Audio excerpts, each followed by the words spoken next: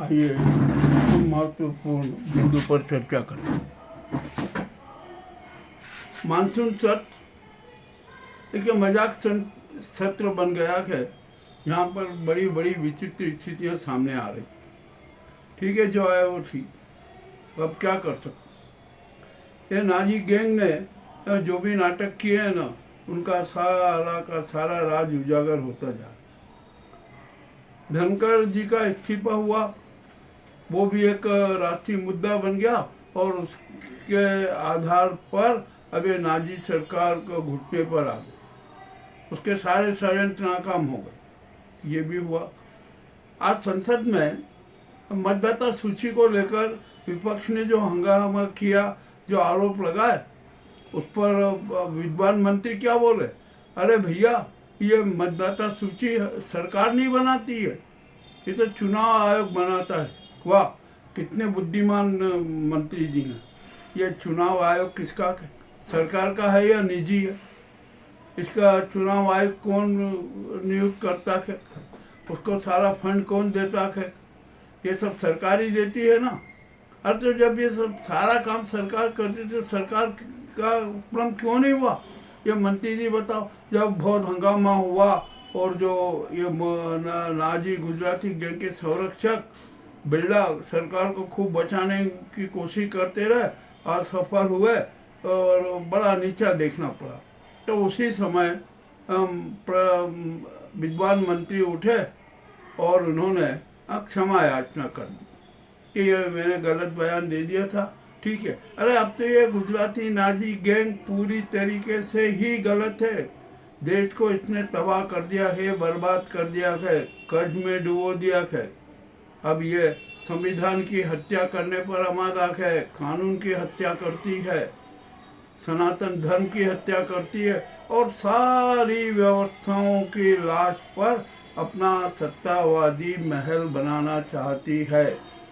ये इस Nazi gang का, गुजराती गैंग का सपना है, प्रयास है। ठीक, अब यहाँ पर बड़ी बड़ी विचित्र स्थितियाँ आ रही है। ये मोदी गोदी मीडिया में अनेक फेक न्यूज चलाई जा रही है। किस तरह का क्या हो रहा है, इसका विवरण हम आपको अगले एपिसोड में देंगे। इसमें तो सिर्फ अभी भी खाली एक संकेत दे। आइए अब यहाँ पर हम बात करते हैं अनिल अंबानी की। यहाँ छापा लगा। छापा राफेल को लेकर नहीं है, जो 3000 करोड़ की अंबानी की संतान ने जो हेरा फेरी की ना, उसको लेकर ईडी ने छापा लगाया। और ये छापे का निर्देश भी अमित शाह ने दिया, क्योंकि अंबानी को उन्हें निपटाना था। मुकेश अंबानी और अनिल अंबानी में विवाद रहे हैं, ये किसी से छिपे नहीं है।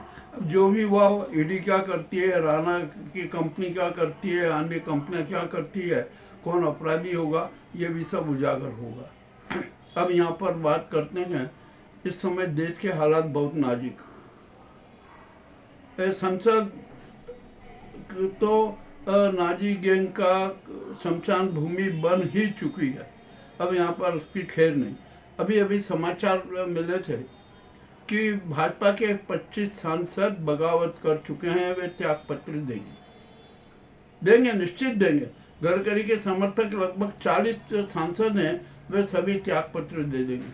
ठीक है, अब यहाँ पर सुप्रीम कोर्ट जितने अपराधी सांसद है ना, करीबन 65 के खिलाफ आदेश जारी करने वाली है और उन पर आजीवन राजनीतिक बैन लगेगा। उसमें 30 सांसद भाजपा के हैं, तो 30 और 30 35 65 हो गए। 240 में से 65 घटा दीजिए, ये सरकार अल्पमत में आ गई।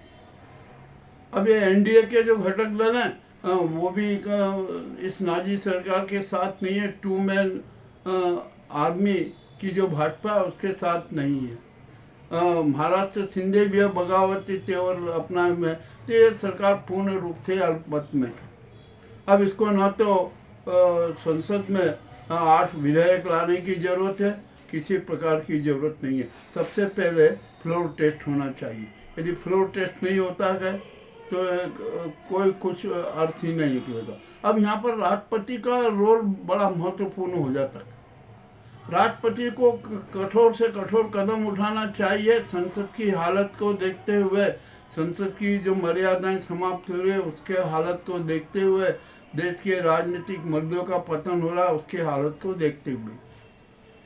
राष्ट्रपति कदम नहीं उठाएगी, हम जानते नहीं उठाएगी, क्योंकि वो तो इस नाजी गुजराती गैंग के हाथों की कठपुतली है।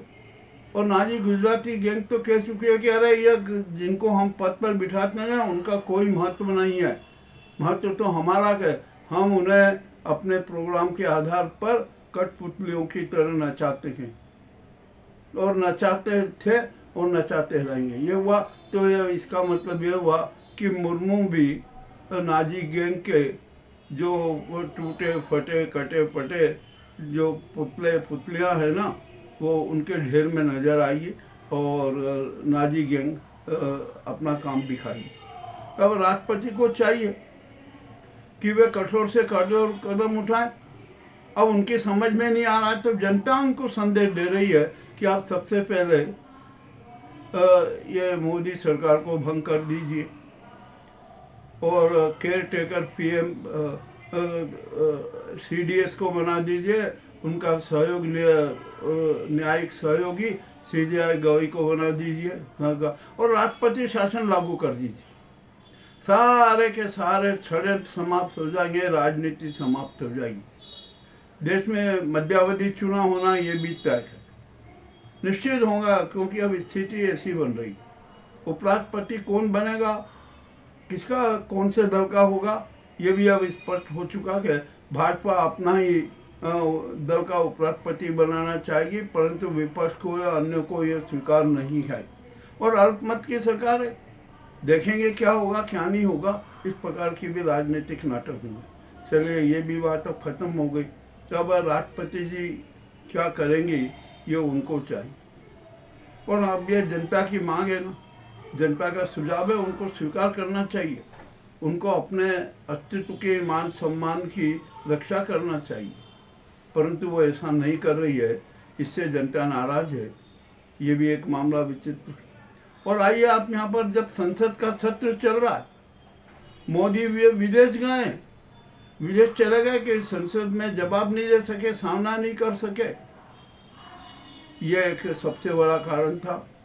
और जिस बात के लिए लंदन गए ना, वहाँ पर ये मुक्त व्यापार समझौते का मसौदा 4 साल से चल रहा है और अब जब पूरा मसौदा तैयार हो गया, हस्ताक्षर कर दिया, वो 1 साल बाद लागू होगा, अभी नहीं।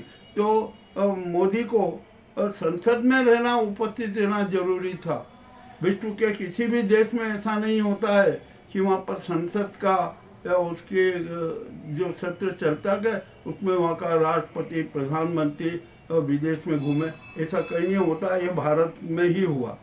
तो यह एक तरह से संसद का खुला अपमान है, प्रजातंत्र का खुला अपमान है और सब कुछ हो गया। अब यहाँ पर पहलगांव आतंकवाद की बड़ी चर्चा हो रही है और हम यहाँ स्पष्ट कह दें कि पहलगांव आतंकवादी हमला भाजपा का इस गुजराती गैंग का शातिर षड्यंत्र था और आतंकी आज तक नहीं पकड़ा और न पकड़ाएंगे, ये भी तय है।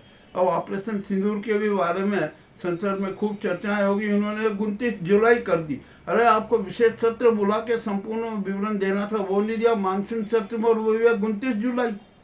ये भी साथ नाटक है। अब ये इस नाजी सरकार की जरूरत नहीं है। मोदी, अमित शाह, रिजिजू जी, राजनाथ और ये नड्डा और अन्य जो निशिकांत, ये जो नाजी गैंग के चिंटू है ना, ये सब त्याग पत्र दे दे। अब इनकी जरूरत नहीं और ये तो सब गिरफ्तार होंगे। मैं तो कह रहा हूँ मोदी अमित शाह को गिरफ्तार कर लीजिए, तुरंत गिरफ्तार कर लीजिए और उनका रिमांड लीजिए। रिमांड में उनको हेलीकॉप्टर बना दीजिए, 3rd डिग्री का प्रयोग कीजिए, वे अपने सारे पाप उजागर कर देंगे। ये बहुत ज़रूरी है। अब मामला अति रोचक हो चुका है। हमारे देश की 147 करोड़ जनता सड़कों पर है। संविधान की रक्षा के लिए, कानून की रक्षा के लिए, न्याय विधा की रक्षा के लिए, सनातन धर्म की रक्षा के लिए, सामाजिक व्यवस्था के लिए और सारे के सारे न्याय प्रक्रिया के लिए प्रतिबद्ध है।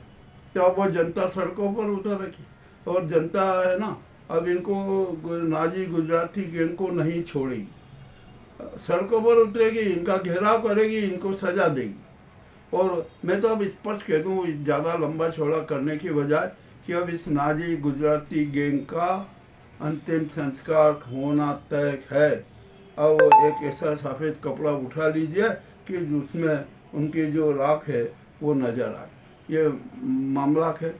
हम तो कड़वी बात कह देते हैं, कड़वी बात कहने का हमारी प्रतिज्ञा है, संकल्प है, उसे पूरा करते हैं और हम सत्य बोलते हैं। हम बिना भूमिका के ही समाचारों की प्रस्तुति कर देते हैं, हमें कोई भूमिका की जरूरत नहीं है। जनता, हमारे देश की 147 करोड़ जनता विवेकवादी है, सकारात्मक विवेक रखती है, तो उसको हम भूमिका क्या बनाए?